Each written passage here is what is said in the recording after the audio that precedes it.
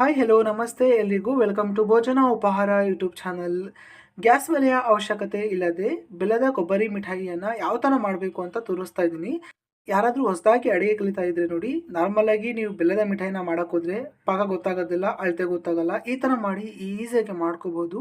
ಹಾಗಾದರೆ ಈ ರೆಸಿಪಿಯನ್ನು ಮಾಡುವ ವಿಧಾನ ಹೇಗೆ ಅಂತ ತೋರಿಸ್ತಾ ಇದ್ದೀನಿ ನೋಡಿ. ಇದಕ್ಕೆ ಮೊದಲಿಗೆ ಬೇಕಾಗಿರುವಂತಹ ಸಾಮಗ್ರಿಗಳು: 1 ಕಪ್ಪಷ್ಟು ಹುರಿಗಡಲೆಯನ್ನು ತಗೊಂಡಿದ್ದೀನಿ. ಅದೇ ಕಪ್ಪಿಂದ 1 ಕಪ್ಪಷ್ಟು ನೋಡಿ ಆರ್ಗಾನಿಕ್ ಬೆಲ್ಲ, ಇದು ಕಪ್ಪು ಬೆಲ್ಲ. ಇದಾದರೂ ಯೂಸ್ ಮಾಡ್ಬೋದು, ಇಲ್ಲ ಅಂತ ಹೇಳಿದರೆ ನಾರ್ಮಲ್ ಆಗಿ ಇರುವಂತಹ ಬೆಲ್ಲ ಆದರೂ ಯೂಸ್ ಮಾಡಿ. ನಂತರ ನೋಡಿ 2 ಏಲಕ್ಕಿಯನ್ನು ತಗೊಂಡಿದ್ದೀನಿ. ನಂತರ ಒಂದು ಅರ್ಧ ಕಪ್ಪಷ್ಟು ಹಾಲಿನ ಪುಡಿ ಮತ್ತು 1 ಕಪ್ಪಷ್ಟು ಹಸಿ ತೆಂಗಿನಕಾಯಿ ತುರಿಯನ್ನು ತುರಿದ್ಬಿಟ್ಟು ಇಟ್ಕೊಂಡಿದ್ದೀನಿ. ಒಣ ಆದರೂ ಯೂಸ್ ಮಾಡಿ ಅಥವಾ ಹಸಿ ಆದರೂ ಯೂಸ್ ಮಾಡಬಹುದು. ಓಕೆ, ಇವಾಗ ಒಂದು ಮಿಕ್ಸರ್ ಜಾರನ್ನ ತಗೊಳ್ತಾ ಇದ್ದೀನಿ. ಜಾರಿಗೆ ನಾನು ತೋರಿಸಿರುವಂತಹ ಸಾಮಗ್ರಿಗಳನ್ನು ಒನ್ ಬೈ ಒನ್ ಹಾಕೋಬೇಕು. ಮೊದಲಿಗೆ ನೋಡಿ 1 ಕಪ್ಪಷ್ಟು ಹಸಿ ತೆಂಗಿನಕಾಯಿ ತುರಿಯನ್ನು ಹಾಕೊಂಡಿದ್ದೀನಿ. ನಂತರ ಅದೇ ಕಪ್ಪಿಂದ ಅರ್ಧ ಕಪ್ಪಷ್ಟು ಹಾಲಿನ ಪುಡಿ ಮತ್ತು ಹುರಿಗಡಲೆ ಹಾಕೊಳ್ತಾ ಇದ್ದೀನಿ.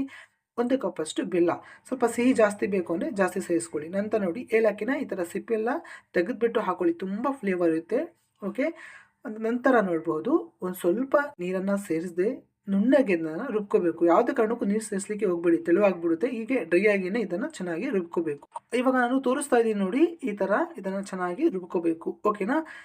ಇವಾಗ ರೌಂಡ್ ಶೇಪ್ ಇರುವಂತಹ ಒಂದು ಪ್ಲೇಟನ್ನು ತಗೊಳ್ತಾ ಇದ್ದೀನಿ. ಪ್ಲೇಟಿಗೆ ನೋಡಿ ಒಂದು ಅರ್ಧ ಟೀ ಸ್ಪೂನಷ್ಟು ನಾನು ತುಪ್ಪವನ್ನು ಹಾಕ್ಬಿಟ್ಟು ಚೆನ್ನಾಗಿ ಸವರ್ಕೊತಾ ಇದ್ದೀನಿ. ಈ ಥರ ಮಾಡೋದ್ರಿಂದ ಅಂಟಲ್ಲ ಅಂತ ಅಷ್ಟೇ. ಓಕೆನಾ. ಎಲ್ಲ ಕಡೆ ಚೆನ್ನಾಗಿ ಈ ಥರ ಸವರ್ಕೊಳ್ಳಿ.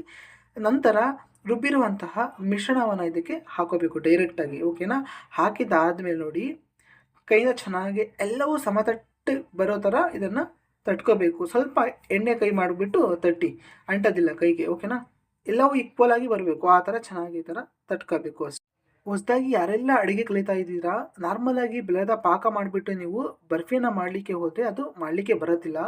ಈ ಥರ ಮಾಡಿದರೆ ಈಸಿಯಾಗಿ ನೀವು ಮಾಡ್ಕೋಬಹುದು. ನೋಡಿ, ಹೀಗೆ ಬಿಟ್ಟರೆ 1 ಅವರಲ್ಲಿ ಡ್ರೈ ಆಗಿಬಿಡುತ್ತೆ. ಇಲ್ಲ ಅಂತ ಹೇಳಿದರೆ ಬೇಗ ಡ್ರೈ ಆಗಬೇಕು ಅಂತ ಹೇಳಿದರೆ ಫ್ರೀಝರಲ್ಲಿ ಫ್ರೀಝ್ ಮಾಡಿ. ನಾನಿವಾಗ ಫ್ರೀಝರಲ್ಲಿ 1 ಅವರ್ ಇಡ್ತಾ ಇದ್ದೀನಿ. ಫಾಸ್ಟ್ ಫ್ರೀಸಿಂಗ್ ಝೋನ್ ಅಂತ ಇರುತ್ತೆ, ಅಲ್ಲಿಟ್ಟರೆ ಮಾತ್ರ ಬೇಗನೆ ಡ್ರೈ ಆಗಿಬಿಡುತ್ತೆ. ಜಸ್ಟ್ ನಾನು 1 ಅವರ್ ಅಷ್ಟೇ ಇಕ್ತಾ ಇದ್ದೀನಿ. ಸೊ ಇವಾಗ 1 ಅವರ್ ಆಗಿದೆ ನೋಡಿ, ತೋರಿಸ್ತಾ ಇದ್ದೀನಿ. ತುಂಬ ಗಟ್ಟಿಯಾಗಿರುತ್ತೆ. ಆ ನಂತರ ನಿಮಗೆ ಯಾವ ಶೇಪಲ್ಲಿ ಬೇಕು ಆ ಶೇಪಲ್ಲಿ ನೀವು ಇದನ್ನು ಚೆನ್ನಾಗಿ ಪೀಸಸ್ನ ಕಟ್ ಮಾಡ್ಕೋಬಹುದು. ಚಾಕುವಿನ ಸಹಾಯದಿಂದ ಮೊದಲಿಗೆ ನಾನು ಮಾರ್ಕನ್ನು ಮಾಡ್ಕೊಳ್ತಾ ಇದ್ದೀನಿ. ಈ ಥರ ಮಾರ್ಕನ್ನು ಮಾಡೋದ್ರಿಂದ ಈಸಿಯಾಗಿ ಪೀಸಸ್ನ ಕಟ್ ಮಾಡ್ಕೋಬಹುದು. ನಾರ್ಮಲಾಗಿ ಏನು ಮಾಡ್ತಾರೆ, ಭಾಳಷ್ಟು ಜನ ಡೈರೆಕ್ಟಾಗಿ ಪೀಸ್ ಕಟ್ ಮಾಡ್ತಾರೆ. ಆ ಥರ ಮಾಡಲಿಕ್ಕೆ ಹೋದಾಗ ಪೀಸಿನ ಒಂದು ಶೇಪ್ ಕ್ಲೀನಾಗಿ ಬರೋದಿಲ್ಲ. ಓಕೆ, ಸೊ ಈ ಥರ ನೋಡಿ ಫಸ್ಟ್ ಮಾರ್ಕ್ ಮಾಡ್ಕೊಳ್ಳಿ. ಓಕೆ, ನಾನು ಸ್ಕ್ವೇರ್ ಶೇಪಲ್ಲಿ ಕಟ್ ಮಾಡ್ಕೊಳ್ತಾ ಇದ್ದೀನಿ. ನೀವು ಡೈಮಂಡ್ ಶೇಪಲ್ಲಿ ಬೇಕು ಅಂದರೆ ಮಾಡ್ಕೊಳ್ಳಿ. ಒಟ್ಟಾರೆಯಾಗಿ ನಾನು ನಿಮ್ಮ ಇಷ್ಟದ ಪ್ರಕಾರ ಬಿಡ್ತಾ ಇದ್ದೀನಿ. ನಿಮ್ಗೆ ಯಾವ ಥರ ಬೇಕೋ ಆ ಥರ ಕಟ್ ಮಾಡ್ಕೊಳ್ಳಿ. ಬಟ್ ಯಾವ ಶೇಪಲ್ಲಿ ಹೇಗೆ ಮಾಡೋದನ್ನು ಮಾತ್ರ ತೋರಿಸ್ತಾ ಇದ್ದೀನಿ ನೋಡಿ. ಈ ಥರ ಮಾಡಿಬಿಟ್ಟು ಕಟ್ ಮಾಡಿದರೆ ಈಸಿಯಾಗಿ ಬರುತ್ತೆ. ಎಲ್ಲವನ್ನು ಕಟ್ ಮಾಡಿಬಿಟ್ಟು ಸರ್ವಿಂಗ್ ಪ್ಲೇಟಿಗೆ ನಾನು ಹಾಕ್ಕೊಂಡಿದ್ದೀನಿ.